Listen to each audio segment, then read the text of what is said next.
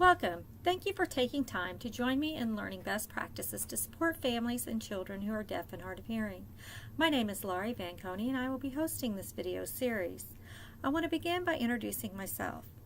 I am one of your Kentucky School for the Deaf outreach consultants. I have dual undergraduate degrees in deaf education and elementary education. I later went on to get a postgraduate degree in interdisciplinary early childhood education. Straight out of college, I accepted a job as a deaf and hard of hearing resource teacher. After 4 years, I transferred to the Kentucky School for the Deaf, where I set up a regional preschool program in Owensboro.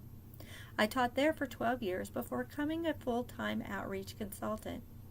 I also work with the Kentucky Early Hearing Detection and Intervention Committee to help get appropriate services to the families and children who have deaf and hard of hearing children.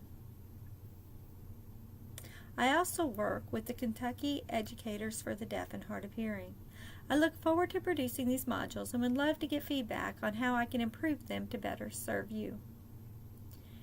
I can be reached at laurie.vanconi@ksd.kentuckyschools.us.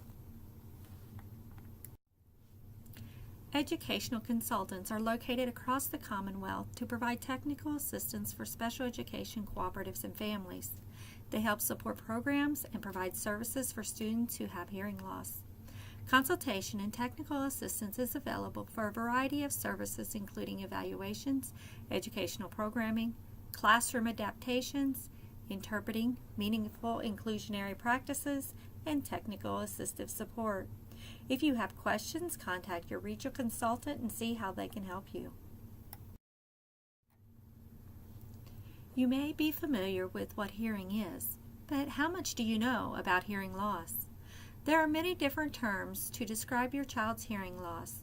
In this module, we will look at some of the vocabulary you may be exposed to as you meet professionals. Some of the other terms you may hear are deaf, deafness, hard of hearing, or hearing impaired.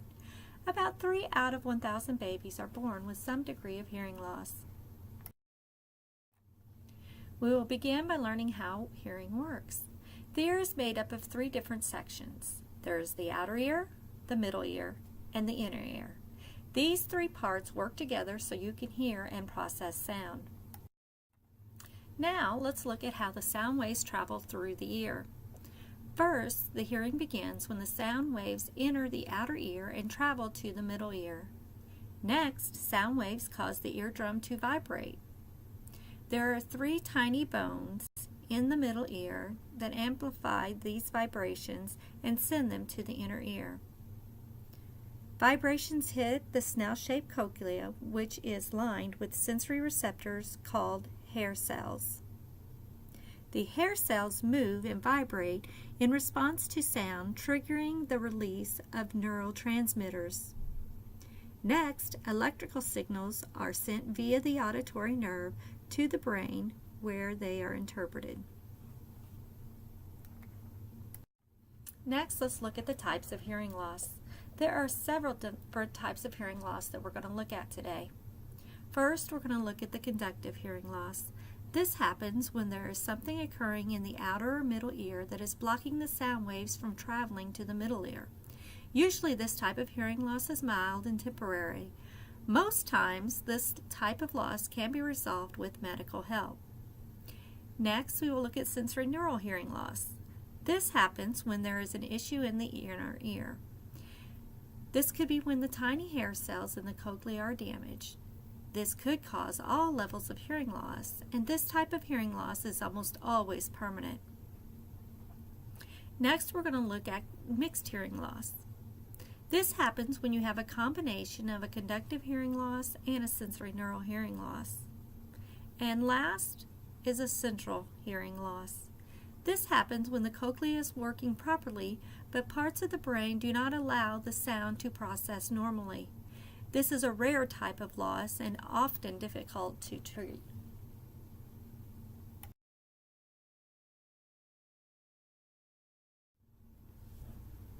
There are several things that can cause hearing loss. Hearing loss can happen for a variety of different reasons. Infants can be born with parts of the ear that didn't form correctly, or that doesn't work well. Other issues can happen later because of injury or illnesses. Many children have recurring ear infections which can cause hearing loss. This type of loss is usually temporary, but if an ear infection is left untreated, it can cause permanent damage.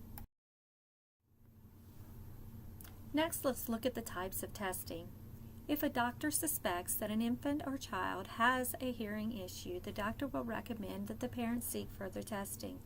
An audiologist is a specialist that can do additional testing to help determine the degree of hearing abilities. A pediatric audiologist tests the child's hearing by doing a variety of tests.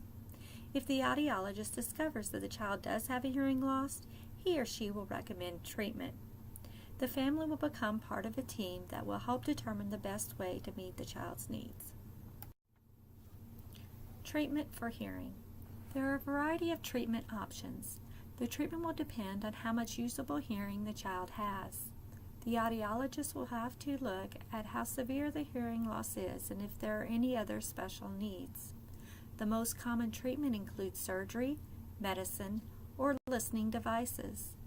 The goal of treatment is to enhance the ability to hear voices. If treated early, many children are able to hear well enough to develop language and speech skills. Next, let's look at the listening devices. Hearing aids are an amplification system that makes sounds louder. The amplified sound is delivered into the ear canal and passed on into the eardrum. New technology is continually improving the sound quality. Cochlear implants are sometimes recommended when a child has no usable gain from the use of a hearing aid. This is a surgically implanted device inserted into the cochlea that turns sound into electrical signals that stimulate the hearing nerve directly.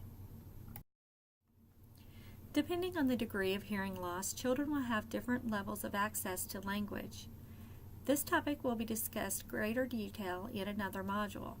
Some of the terms you may hear are oral, which is the use of residual hearing and speech reading to communicate verbally; cued speech, which is the use of cues or a set of hand gestures to represent the sounds of speech; manual communication, which is the use of visual stimuli such as American Sign Language, Signed English, Signed Exact English, and fingerspelling; or total communication, which is the use of all communication methods altogether. Depending on the degree of hearing loss, children will have different levels of access to language. This topic will be discussed in greater detail. Thank you for watching. This video is part of a series of services offered to families and service providers who want to learn more information about children who are deaf and hard of hearing. Please contact your local outreach consultant to get more information on how you can help your child be successful.